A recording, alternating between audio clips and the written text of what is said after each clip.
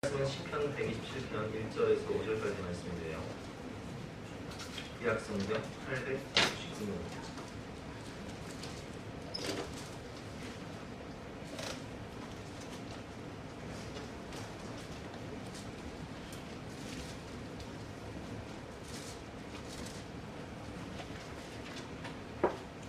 시편 127편 1절부터 5절까지의 말씀을 읽으시기로 구하시겠습니다.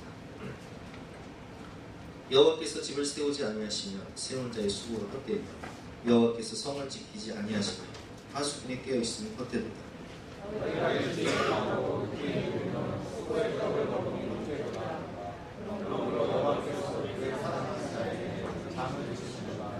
보라, 자식들은 여호와의 기업이요 태열매는 그의 상급이로다. 읽겠습니다. 이것이 그 살통에 가득한 자는 그들이 성문에서 그들의 원수가 담판할 때 수치를 당하지 아니하리라. 오늘 말씀의 제목은 자식은 하나님의 기업입니다 라는 제목으로 본 말씀 의지해서 함께 은혜를 나누겠습니다.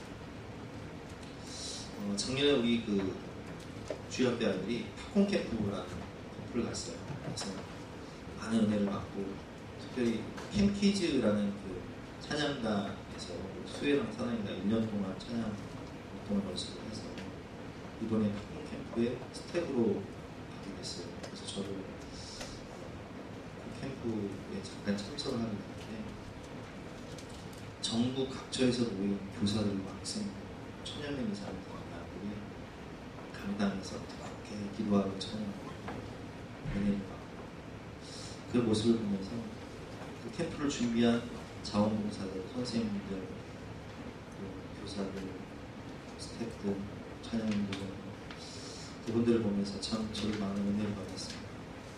예전에 저도 직장생활을 할 때 중학교, 중등부 교사를 했는데, 수련회, 여름 수련회 시즌이 되면 아예 그냥 직장을 그만두고 교회에서 하는 유치부, 또 아동부, 중등부, 고등부, 청년부까지 제가 한 달 동안을 다 수련을 쫓아다녔어요. 가면 식당 공사를 하기 위해서 집사님들, 권사님들이 이 더운 여름 뜨거운 가마솥에서 옥수수를 삶고 짜장밥을 만들고 그렇게 봉사를 하시고, 또 제가 교육전사가 돼서 수련회를 기획을 하고 운동을 하면 2달 전부터 답사를 가서 또 교사들이랑 릴레이 금식 기도를 하고 한 영혼 한 영혼 이름을 기억하면서 그렇게 수련을 준비하고 사역했던 옛날의 경험들이 생각이 나면서, 이렇게 우리가 수고하고 애쓰고 많은 교사분들, 봉사자들, 헌신자들이 어린 영혼 한 영혼을 하나님의 기업으로 만들기 위해서 힘쓰고 애쓰는 것들이 참 헛되다. 그것이 헛된 것이 아니라 그 영혼들이 자라나서 이 국가를 책임지고 또 교회를 세우고 하나를 확장하고 가정을 세우는 복의 근원으로 변화되는 그 모습을 보면서 참 귀하다는 것을 느꼈습니다. 그래서 오늘은 특별히 우리가 이번 주부터 시작되는 주일학교 캠프와 수련회를 앞두고 오늘 말씀을 통해서 하나님이 우리에게 주신 가장 귀한 선물이 하나님의 기업이 자녀들을 어떻게 키워야 할지 함께 배워보도록 하겠습니다. 오늘 본문을 통해서 우리가 깨달을 수 있는 것은 무엇이냐? 가정은 하나님이 세우셨고 자녀는 선물로 주신 하나님의 상급이라는 거예요. 요즘 유행하는 프로그램 중에 나 혼자 산다라는 프로그램이 있습니다.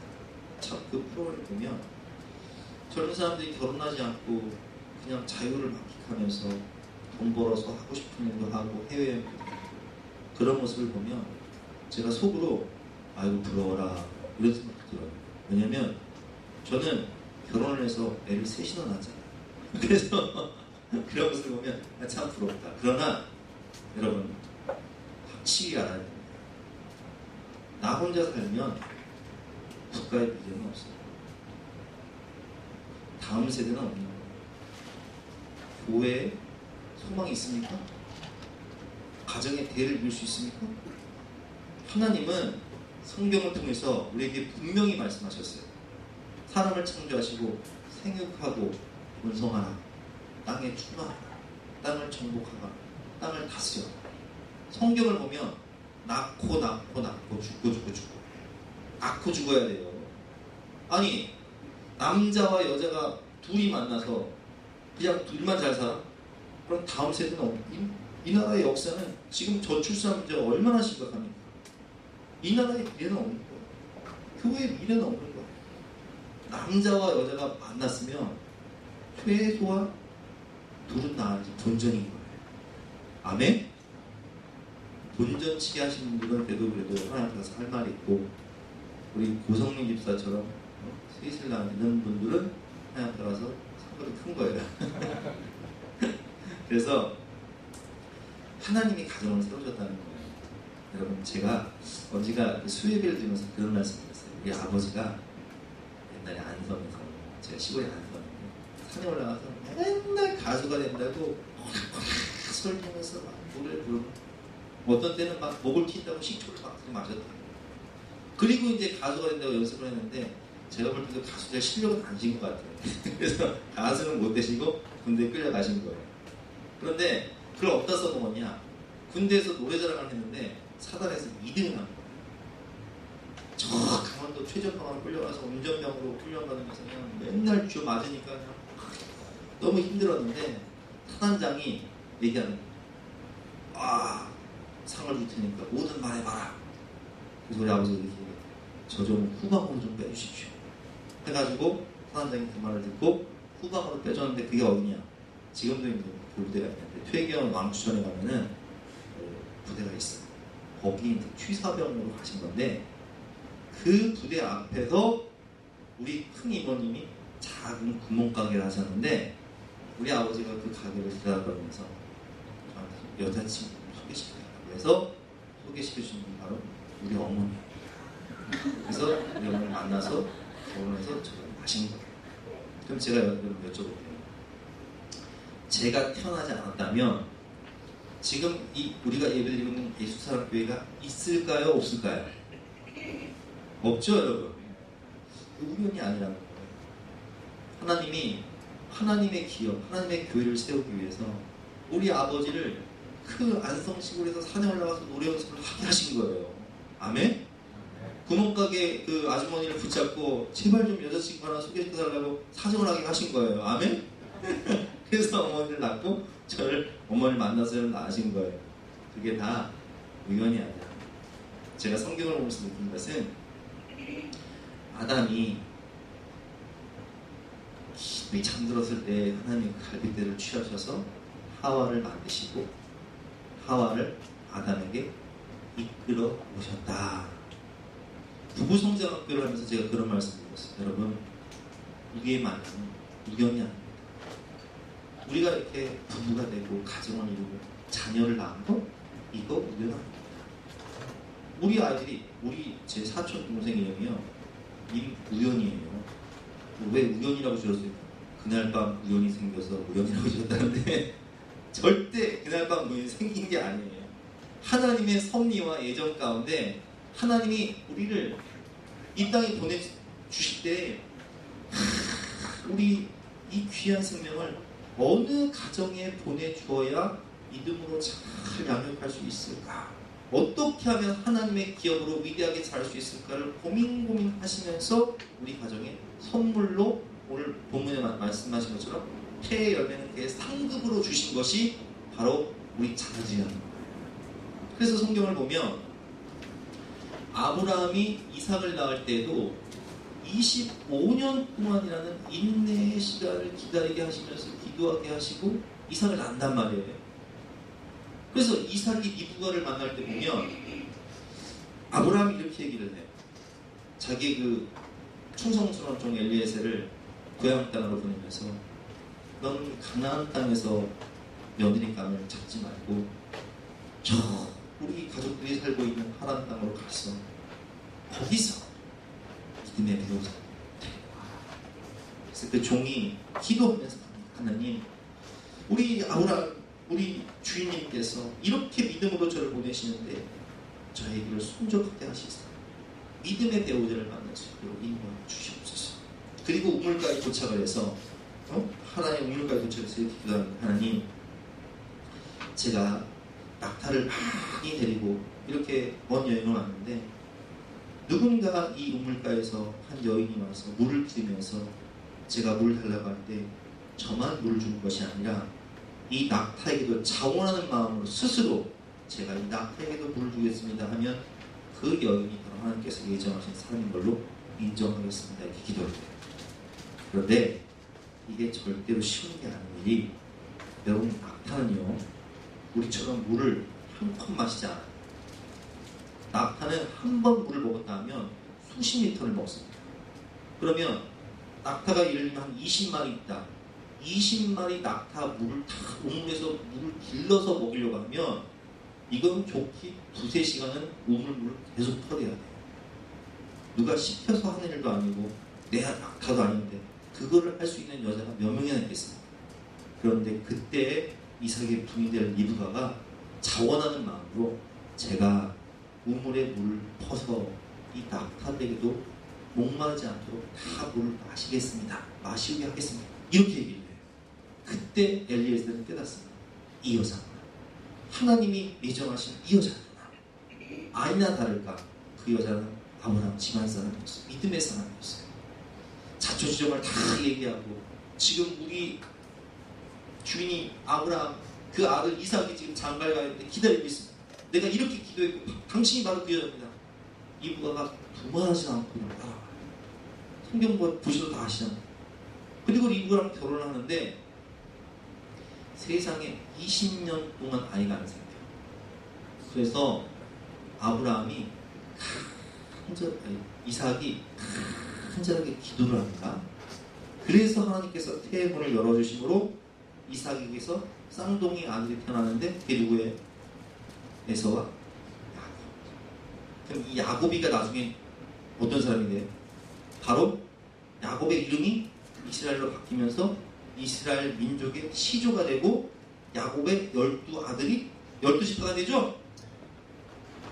하나님이 이 이삭과 리브가의 이 만남을 주관하시고 주장하셔서 이 이스라엘 민족의 시조인 야곱이를 태어나게 하시고 그가 나중에는 이스라엘 민족의 시조가 되고 12아들이 12지파가 된 것처럼 여러분 가정은 하나님이 세우시는 거예요. 자녀는 하나님이 선물로 주신 것이지 하나님의 기업으로 선물로 주신 것이지 어쩌다 내가 그날 밤 실수를 해가지고 이것이 태어났을까 이런 생각을 하면 절대 안 돼요.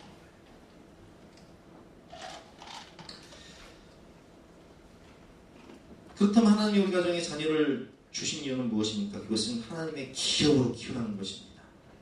여러분 보세요. 3절 말씀에 보면 보라 자식들은 여호와의 기업이요 태의 열매는 그의 상급이로다 라는 말씀이 있습니다. 왜 하나님이 한나의 그 고통을 아시면서도 한나에게 아이를 낳지 못하게 하셨을까요? 시집을 왔는데 둘째 부인 분인나는 아주 아기를 손톱 잘라가지고 한나를 날마다 조롱을 하는데 막 부인하게 하는데 한나가 견딜 수가 없는 거예요. 남편이 아무리 잘해줘도 기쁨이 안 돼. 그래서 한나가 주님 전에 나와서 눈물로 통곡하면서 매일매일 기도하니까 오래 기도하니까 엘리 제사장이 술 취한 줄 알고 너 이제 술 좀 그만 먹고 주정 좀 그만해. 한나가 이야기합니다. 저는 술 취한 것이 아니라 마음이 원통해서 자식을 못 낳아서 이렇게 기도하고 있습니다. 엘리 제사장이 축복하면서 이 기도대로 하나님 응답하셔서 태문이 열릴 것이니까 가서 먹고 쉬어라. 아멘. 믿음으로 가요. 아멘. 그죠? 저도 여러분 이 본문 가지고 믿음으로 기도해서 아이 못 낳은 가정에 아들, 딸 쌍둥이를 낳게 한 경험이 있어요. 하나님 태문을 열어주시니까 주시는 거예요. 그래서 태어난 아들이 누구예요? 사무엘. 사무엘은 사사시대를 끝내버리고 이제 하나님의 기업으로서 왕정시대를 여는 위대한 민족의 영도자가 됩니다. 영적 지도자가 돼요. 위대한 정치인이 됩니다. 그래서 그는 사울 왕에게 기름 부고 또 다윗 왕에게 기름 부는 위대한 선지자 중에 선지자요, 민족의 지도자요, 종교 개혁가요. 미스바 때 각성운동을 일으키고 자기당을 세우고 하나님께 놀랍게 쓰임받는 하나님의 기업으로 쓰임받는다는 거예요. 그래서 하나님께서 한나 가정에 사무엘 같은 위대한 인물을 주셨다는 거예요. 그래서 하나님께서 우리 가정에 우리 자녀들을 주셨다는 거예요. 여러분, 우리 자녀는요, 하나님의 기업이에요. 하나님이 위대하게 사용하신 하나님의 기업이라는 거예요. 그런데 문제는 뭐냐?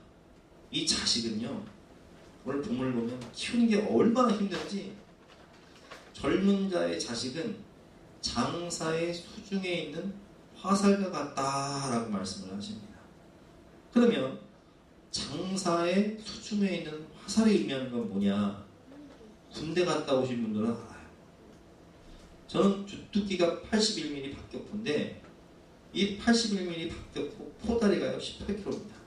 이거를 짊어지고 행군을 할 때 산을 오르면요, 그냥 땀이 쫙 나면서 이거를 어디다 그냥 확 버려버렸으면 좋겠어요. 왜? 너무 힘드니까. 무반동총, 90mm 무반동총 짊어지고 가는 친구들, 그리고 기관단총을 짊어지고 가는 친구들은요, 뒤에 부사수가 뭘 들고 가냐? 탄통을 들고 가요. 왜? 기관총 그냥 기관총만 있으면 안 되잖아. 탄통이 있어야 되잖아. 탄이 있어야 따발총을 쏘니까.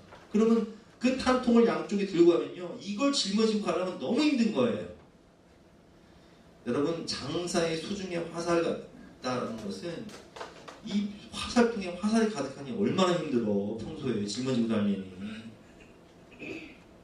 자식이 많을수록 너무 힘들어요. 홍복수 변호사님, 옛날에 자식을 11명 도시락을 사줬다고 그러나? 몇 명 도시락 사줬다고요? 11명 도시락을 싸는 거야. 가마솥밥에 밥을 해가지고 도시락통 11개를 탁 담은 다음에 거기다 아이고, 여러분, 아침에 애들 밥 해주기도 힘든데 도시락까지 싸서 그리고 보내면, 옛날에는 세탁기나 있어요, 여러분. 빨래를 개울가 가지고 그냥 한 달에 가져가서 그냥 두고 패고, 그냥 겨울에는 얼음 깨가지고 그냥 그렇게 빨래를 해서 널고 집안 청소하고, 가난하니까 농사 짓고 맞벌이하고, 보통 일이 아니에요. 요즘은 사교육비가 너무 많이 들어가지고요, 맞벌이를 안 할 수가 없네.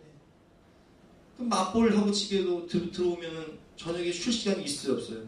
없어요. 밥 해줘야지. 또 얘네들이 또 과외 간다고 돈 벌어서 용돈 줘야지. 또 사고 치면 또 쫓아다녀야지. 어떤 때는요, 이 화살통에 화살을 싹 다 버려버렸으면 좋겠어. 행군하면서 박격포를 버리고 싶듯이 버리고 싶어요. 그러나 버릴 수 없는 이유가 뭐냐? 오늘 하나님께서 그 이유를 말씀하십니다. 4절과 5절 말씀 같이 읽어보겠습니다. 4절과 5절 말씀 시작. 젊은 자의 자식은 장사의 수중에 화살 같으니 이것이 그의 화살통에 가득한 자는 복되도다. 그들이 성문에서 그들의 원수와 담판할 때에 수치를 당하지 아니하리로다. 아멘. 이 화살통에 화살이 가득한 자는 복되다는 거예요. 왜? 그 원수와 성문에서 담판을 지을 때, 여러분, 원수와 성문에서 담판을 짓는다는 의미는 두 가지 의미가 있습니다. 첫 번째는 전쟁 때예요. 원수와 전쟁을 하는데 내 화살통에 나는 화살이 가득해. 원수는 화살이 없어. 누가 이겨요? 내가 이깁니다. 그 원수와 성문에서 담판할 때 수치를 당하지 않으려다. 아멘? 두 번째는 재판이에요. 재판을 성문 앞에서 했어요. 내가 재판을 당할 때 든든한 성공한 자식들이 내 뒤에 딱 백으로 있으면 누구도 나를 무시하지 못해. 불공정한 재판을 할 수가 없는 거예요. 그래서 여러분, 젊은 자의 자식은 장사의 수중에 화살과 같으니 이것이 화살통에 가득한 자는 어떻다고요? 복되도다. 복 있는 자로다. 아멘? 그래서 자식을 많이 나신 분들은요, 아, 나는 복받은 사람이구나. 가슴에 손을 넣고, 자식을 많이 낳은, 내가 생각할 때 난 자식을 많이 낳았다 이렇게 생각하시는 분만 가슴에 손을 넣고, 아, 나는 복되구나 이렇게 고백하십니다. 자, 2명 이상 나신 분만 손을 넣고, 나는, 따라해보세요. 나는 복되도다. 아멘? 아멘. 그래요, 여러분. 우리가 자식 키우는 게 너무 힘들지만 화살통에 화살이 가득한 자는요, 복된 거예요. 난 우리 여기도 우리 외삼촌 여기 계신데, 외숙모, 자식을 넷 낳았어. 딸 셋에 아들 하나. 나보다 더 징해 아주. 더 징한데, 근데 아유 얼마나 감사한지. 우리 큰 누님이요, 한전 다녔는데 한국전력 얼마나 용돈을 많이 주는지 몰라. 내가 그거 뭐 부러워서 내가 하나님 저도 딸을 주세요 해가지고 수혜상이 난 거잖아요. 딸 효도를 많이 해요. 딸 효도를. 화살통에 화살이 가득한 자는 복된 거예요. 아멘. 우리 이용원 쌤 보세요. 목사님 시골교회에서 목사님 목회하면서 얼마나 힘들어. 자식 셋 키우는 게 보통 힘든 게 아니잖아. 근데 자식 키워놓으니까 얼마나 효도를 많이 해요.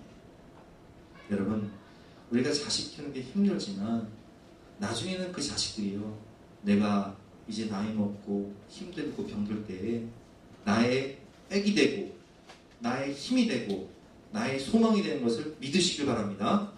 그래서 여러분, 주님께서는 이 자식을 우리에게 타의 열매는 그의 상급이오다. 하나님의 기업인 자식들을 많이 주신 것을 우리에게 상으로 주셨다는 거예요. 상급으로 주셨다는 거예요. 그렇다면 이 자녀들을 어떻게 키워야 될까요? 이 자녀들을 어떻게 키워야 할지, 솔로몬, 오늘 이 시편 127편은 솔로몬의 잠언인데요, 솔로몬이 인생을 다 살고 인생을 어떻게 사는 것이, 집안과 나라를 어떻게 세우는 것이, 자녀를 어떻게 키우는 것이 정답일까 고민하면서 기도하면서 쓴 것이 시편 127편입니다. 근데 시편 127편 옆에 보면 뭐라고 써있는지 한번 읽어보세요. 시편 127편 옆에 성경에 보면 솔로몬의 시, 곧 어디 올라가는 노래? 성전으로 올라가는 노래. 자, 솔로몬이 깨달은 게 뭐냐? 어떻게 하면 나라를 잘 세울 수 있을까? 어떻게 하면 자녀를 잘 키울 수 있을까? 어떻게 하면 교회를 잘 세울 수 있을까? 어디로 올라가라? 성전으로 올라가라는 거예요. 가서 뭐라는 얘기예요? 기도하고, 가서 예배드리고, 가서 하나님을 기쁘시게 하는 거예요. 이건 솔로몬의 경험인데요, 솔로몬이 서열상으로는 도저히 왕이 될 수 없는 서열이에요. 왜냐면 다윗이 워낙 부인이 많고 또 형들이 많기 때문에 족부상 서열상으로 왕이 될 수가 없어요. 그러나 우리가 너무 잘 아는 다윗과 밧세바 사건 때에 밧세바의 아들이 죽어요. 하나님께서 다윗의 범죄를 책망하시기 위해서 그 아들이 이제 심판받아 죽는데, 그 다음에 밧세바에게서 태어난 사람이 뭐냐? 솔로몬이에요. 근데 하나님께서 이름을 지어주세요. 여디디야, 하나님께 사랑을 받은 자. 이 솔로몬이 나중에 왕이 될 것이다. 하나님이 지명하여 부르세요. 도저히 왕이 될 수 없는 서열임에 불구하고 하나님께서 자신을 왕으로 세워주셔서 왕이 된 솔로몬은 왕이 되자마자 하나님께 1000번제를 드립니다. 자, 1000번제를 하나님께서 기뻐 받으셔서 솔로몬이 꿈에 나타나셔서 이렇게 말씀하세요. 너는 구하라. 내가 너에게 뭘 해주기를 바라느냐. 이때 솔로몬이 뭘 구하죠? 뭘 구해요? 여러분 너무 잘 아시잖아요. 듣는 마음, 지혜를 구해요. 백성을 잘 재판하고 다스릴 수 있도록 듣는 마음, 지혜의 마음을 달라고 기도하니까 하나님께서 뭐라고 말씀하시냐? 네가 너를 위해서 수도 구하지 않고 부도 구하지 않고 군사도 구하지 않고 명예도 구하지 않고 부귀도 권력도 구하지 않고 백성을 잘 다스리기 위해서 듣는 마음, 지혜의 마음을 구하였으니 내가 너에게 전무후무한 명예와 권세와 부귀와 모든 걸 너에게 주리라. 아멘. 그래서 솔로몬은 모든 하는 일들이 하나님 편에 섰으므로 승승장구하고 잘 될 수밖에 없었어요. 그렇죠? 그런데 솔로몬이 점점 부강해지고 나라가 잘 되고 외교, 인간적인 방법과 수수로 외교를 통해서 나라를 확장하려고 하다 보니까 이방의 공주들, 이집트의 공주들, 바로의 딸들, 이런 암몬이나 모압이나 이런 나라의 공주들을 첩으로 데리고 오는데 이 첩들이 그냥 오는 것이 아니라 뭘 갖고 와요? 우상단지를 갖고 오네. 근데 이 우상단지를 어디까지 놔둬요? 하나님의 성전에까지 놔두는데 하나님이 꿈에 2번이나 나타나셔서 이 우상을 치워버리지 않으면 내가 너희 나라를 심판하라 말씀하시는데 솔로몬이 이걸 들어요 안 들어요? 안 들어요. 그래서 그 나라가 2조각 나버려요. 남북으로 분단된 거예요. 여로보암과 르호보암과 부하였던 여로보암이 반역해버리잖아요. 이것을 다 경험했던 솔로몬이 전도서에 뭐라고 고백했냐. 야, 내가 인생 살아보니까 하나님을 경외하는 것이 지혜의 근본인데 인간이 아무리 노력하고 모든 걸 가졌다 해도 헛되고 헛되니 모든 것이 헛되다. 이렇게 고백하면서 어떻게 해야 인생을 잘 살 수 있을까? 어떻게 해야 집안과 나라를 잘 세울 수 있을까? 어떻게 해야 자녀를 잘 키울 수 있을까? 어디로 올라가라? 성전으로 올라가라. 거기서 뭐해라? 기도해라. 하나님께 맡겨라. 하나님을 기쁘시게 하고 예배해라. 아멘? 이건 솔로몬 경험에서 나온 거예요. 자, 여러분 보세요. 1절 말씀 솔로몬이 뭐라고 얘기하는지 한번 보겠습니다. 시작. 여호와께서 집을 세우지 아니하시면 세우는 자의 수고가 헛되며 여호와께서 성을 지키지 아니하시면 파수꾼에 깨어있음이 헛되도다. 아멘. 여러분 여기서 집은 건물이 아니라 가정을 얘기하는 거예요. 여호와께서 집안을 세워주시지 아니하시면 세워지지가 않아. 보세요. 야곱이가 70명에 불과한 후손들을 데리고 애굽의 고센 땅으로 갑니다. 430년이 지났어요. 70명에 불과했던 가족들이 430년이 지나니까 출애굽할 때 장정만 몇 명? 따라해보세요. 장정만 60만 명. 여러분, 한 집안이 야곱의 12아들이 12지파가 돼버리고 이 집안이 나라가 돼버려요. 그러니까 솔로몬이 뭐라고 대답해요? 여호와께서 집을 세우지 아니하시면 세우는 자의 수고가 어떻다? 헛되다. 여호와께서 성을 지켜주시지 아니하시면 파수꾼에 깨어있으면 헛되다. 이건 무슨 말이냐? 여러분, 우리가 아무리 사드를 배치하고 핵무기를 막으려고 해도 나라의 흥망성쇠는 역사의 주관자이신 누구 편에 있어요? 하나님 편에 있는 거예요. 잘 들으세요, 여러분. 여호수아 5장을 보면 여호와의 군대 장관을 여호수아가 딱 만납니다. 당신은 우리 편입니까? 적들 편입니까? 이렇게 물어요. 그러니까 여호와의 군대 장관이 이렇게 대답합니다. 아니라 네 질문이 잘못됐다. 나는 하나님의 군대 장관으로서 누구 편이다? 하나님 편이다. 즉 기준은 네가 아니라 누구다? 하나님이다. 하나님이 기준이신데 네가 하나님 편에 서면 내가 너를 도와줄 것이요, 네가 하나님 반대편에 서서 우상을 섬기고 죄악 가운데 타락하면 내가 너의 적편이 되어서 너를 칠 것이다. 이방 나라의 편이 되어서 너를 칠 것이다. 이건 구약의 역사를 통해서 증명돼요. 그렇죠? 여러분, 요시아같이, 다윗같이, 히스기야처럼 하나님 편에 선 믿음의 왕들은 뭘 하든지 잘 돼야 안 돼요? 나라가 잘 돼야 안 돼요? 전쟁은 이겨져요? 이기는데 하나님을 떠난 여로보암, 북이스라엘 왕들 다 어떻게 돼요? 다 심판받아 멸망합니다. 왜? 하나님 반대편에서. 사드가 우리를 지켜주는 게 아니에요. 핵무기가 우리를 지켜주는 게 아니에요. 우리가 하나님 편에 설 때 여러분, 아무리 파수꾼이 파수꾼이 깨어있으면 뭐해. 왕이 잘못해가지고 우상을 섬기고 이방 나라가 쳐들어오면 파수꾼이 불꽃 같은 눈동자로 성을 지킨다고 해서 그 성이 지켜져요? 그 성은 끝나는 거예요. 그 나라는 끝나는 거예요. 핵심은 뭐냐? 우리가 하나님 편에 서서 바로 서야 우리나라가 세워진다는 거예요. 교회도 마찬가지죠. 교회를 세우시는 분이 누굽니까? 주님께서 친히 말씀하셨어요.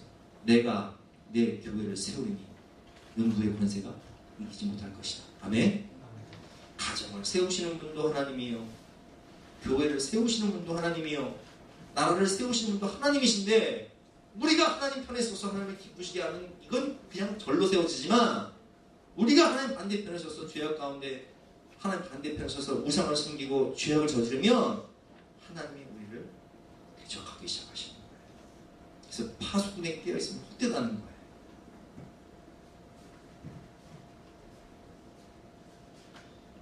오늘 1절 말씀 다시 한번 읽어보겠습니다. 시작.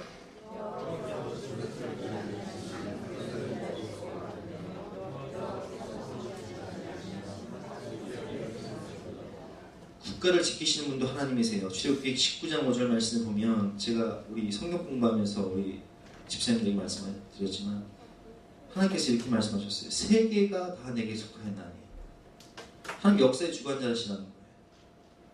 너희가 내 말을 잘 듣고 내 언약을 지키면 너희는 모든 민족 중에서 내 소유가 되겠고 너희가 내게 대하여 제사장 나라가 되며 거룩한 백성이 되리라. 너는 이 말을 이스라엘 자손에게 전할지니라. 아멘. 하나님이 보호하사 우리나라 만세입니다. 하나님이 보호하셔야, 우리가 하나님 편에 서야 우리나라 만세가 되는 거예요. 오죽하면 애국가에 있잖아요. 우리나라는 하나님이 보호하사 우리나라 만세. 여러분, 미국이란 나라가 어떻게 생긴 나라예요? 신앙생활 한번 잘해보려고 본토 친척 아비집 떠나서 신대려고 간 사람들이 신앙생활 잘해보려고 교회부터 짓고 시작한 나라가 미국이에요. 하나님께서 뭐라고 말씀하세요? 세계가 내게 속하였나니 너희가 내 말씀을 잘 읽고 듣고 순종하면 너희가 어떤 나라가 된다? 제사장 나라가 된다. 복음이 가는 곳마다, 유럽과 미국이, 우리나라가, 중국이, 복음이 가는 곳마다 나라가 잘 될 수밖에 없어요. 그런데 그 받은 복을 복의 근원으로 살지 않고 죄악의 도구로 사용하는 순간 이건 복이 아니에요. 복이 저주로 바뀌어버려요. 우리가 하나님 편에 서야 돼요. 하나님을 기쁘시게 해야 돼요. 그래서 우리가 중요한 것은 뭐냐? 열심히 사는 것도 중요하지만 열심히 사는 것보다 더 중요한 게 뭐냐? 믿음으로 사는 것입니다. 최선을 다하되 믿음으로 하나님께 맡기면서 살아야 하나님이 책임져 주시고 은혜를 베풀어 주시는 거예요. 따라해 보십시다. 노력보다 중요한 것은 하나님의 은혜입니다. 아멘. 노력보다 중요한 게 믿음이고요. 노력보다 중요한 게 하나님 은혜예요. 그래서 오늘 본 말씀 2절 말씀에 보면 이런 말씀이 있습니다. 2절 말씀 같이 한번 읽어볼까요? 시작. 너희가 일찍이 일어나며 늦게 누우며 수고의 떡을 먹음이 헛되도다. 그러므로 여호와께서 그의 사랑하는 자에게는 잠을 주시느니라. 열심히 노력하며 사는데 믿음이 없는 사람이 있습니다. 일찍이 일어나 늦게 누우며 수고의 떡을 먹어요.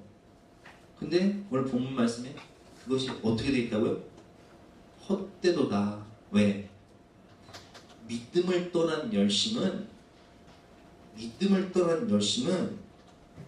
지옥이요 멸망이에요. 자 보세요. 우리 이용호 집사님이 의사들 많이 상대합니다. 임플란트 의사 사장이니까.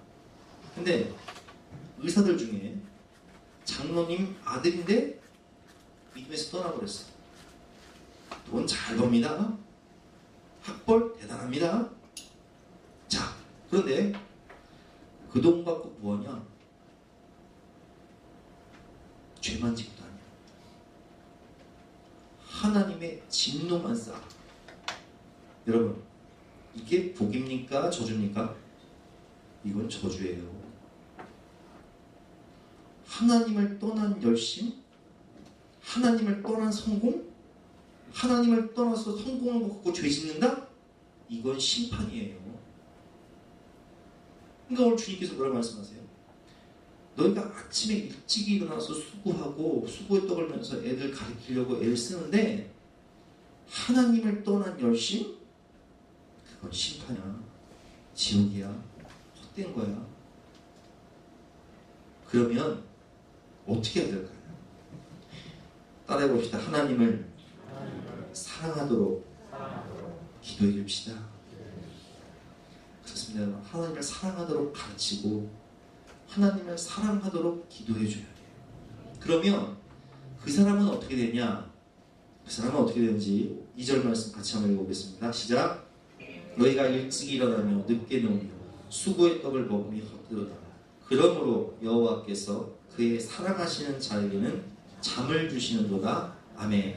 근데 여기 보면 사랑하시는 자에게는 잠을 주신다라고 되어 있는데 이 말씀이 뭐냐면은 예배 시간에 졸란 얘기가 아니에요.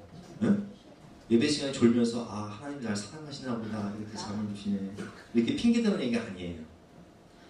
정확히 해석을 해드릴게요. 표준세 번역, 공동 번역, NIV는 이렇게 되어 있습니다. 하나님께서 사랑하시는 자는 잠잘 때도 복을 주시느니라.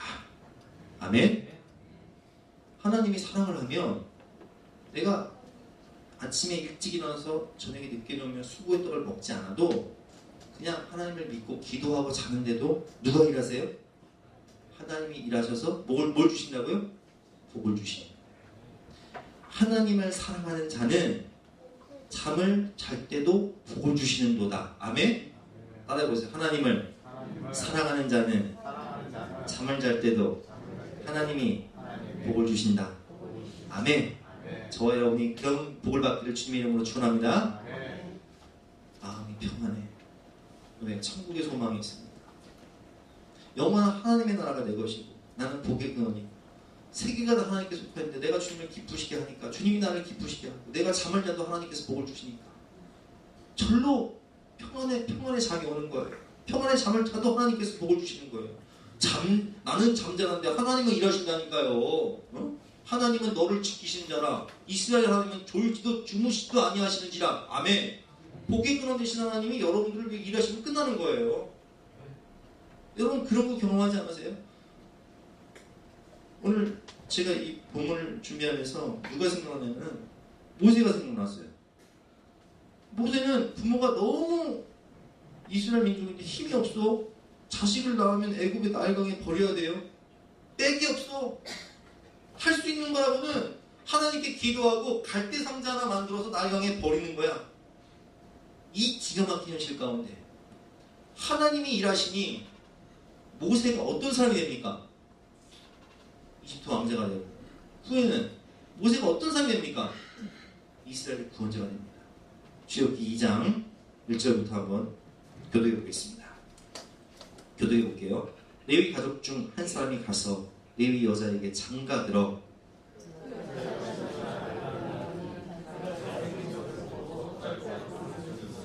자, 애굽의 바로 왕이 아들을 낳으면 다 죽여라 명령한 거예요. 3절 말씀. 더 숨길 수 없게 되매 그를 위하여 갈대 상자를 가져다가 역청과 나무 진을 칠하고 아기를 거기 담아 나일 강가에 갈대 상자 사이에 두고 그래서 그 누이 미리암이 이 아이가 어떻게 되는지 궁금하니까 따라간 거예요. 5절 말씀. 바로의 딸이 목욕하러 나일 강으로 내려오고 시녀들은 나일 강가를 거닐 때에 그가 갈대 사이의 상자를 보고 시녀를 보내어 가져다가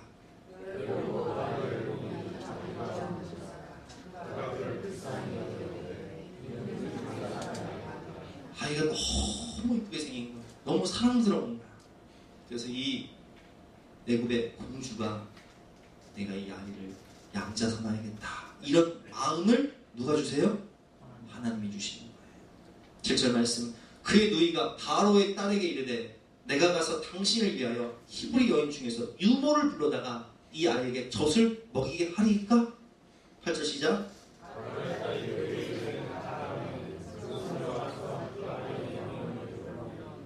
아멘. 그래서 모세의 엄마가 모세를 젖먹이면서 뭘 받아요? 월급을 받아요. 할렐루야. 내 새끼 내가 키우면서 월급을 받아요. 그리고 그 아들이 이집트 왕자가 돼버려요. 계속해서 읽어보겠습니다. 9절 말씀. 바로의 딸이 그에게 이르되 이 아기를 데려다가 나를 위하여 젖을 먹이라. 내가 그 삭슬 부리라. 여인이 아기를 데려다가 젖을 먹이더니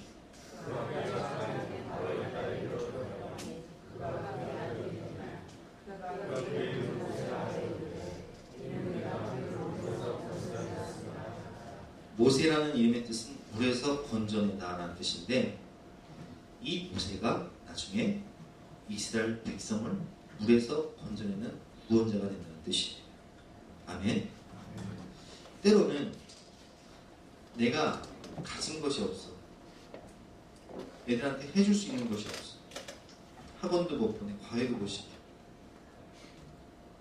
나는 힘이 없어. 내가 할 수 있는 거라고는 갈대 상자 만들어서 하나님께 기도하고, 하나님 이 아이를 하나님께 맡깁니다. 주님 불쌍히 여겨주세요. 은혜를 구하는데 하나님의 그 기도를 들어주세요. 책임지세요. 그 아이가 이집트의 왕자가 되고 후에는 이스라엘 민족을 구원하는 구원자가 되는 거예요. 우리 옛날에 어머니들 어렸을 때 아이들을 위해서 해줄 수 있는 게 없어. 하나님께 나와 눈물로 통곡하며 기도하는 거예요. 하나님, 나는 이 아이 해줄 수 있는 게 없습니다. 먹일 것도 없고, 입힐 것도 없고, 가르칠 것도 없고, 밀어줄 수 있는 힘도 백도 없습니다. 그러나 우리 하나님께서 보호자가 되시고 책임져 주셔서 우리 아이들이 하나님의 기업이 될 수 있도록 도와주시옵소서 기도했단 말이에요. 하나님께서 그 기도 들어주셨어요? 안 들어주셨어요? 그래서 우리가 이 자리에서 예배드리면서 하나님께 쓰임받는 거잖아요. 여러분, 최선을 다하고 하나님께 맡기세요. 하나님의 기업인 하나님의 자녀들을 내 노력으로 하려고 하지 말고, 나만큼 만들려고 하지 말고, 권능의 하나님의 손에 붙잡힐 수 있도록 하나님께 맡기고 기도하시는 저와 여러분 되시길 주님의 이름으로 축원합니다.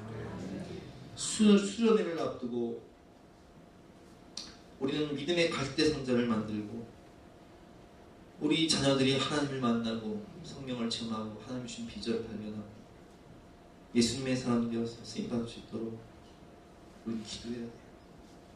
어떤 분들은 아이고 이제 우리 애들 수련회 갔으니까 우리는 신혼이다 해가지고 신혼을 만끽하려고 하시는 분들 계신데, 그것도 좋아요. 그러나 만끽하더라도 뭐 하면서 만끽해라? 기도하면서, 눈물로 기도하면서. 아니, 놈들은 내 새끼가 아니어도 휴가를 반납하고 이 어린 영혼들 구원받자고 눈물 흘려가면서 금식하면서 기도하고 캠프를 준비하고 수고하고 했었는데, 우리는 우리 새끼 수련회 보내면서 아이고 이게 웬 떡이냐, 돈 10,000원 내고 수련회 3박 4일 동안 휴가 받았네 하면서 신혼만 즐기려고 하면 되겠습니까?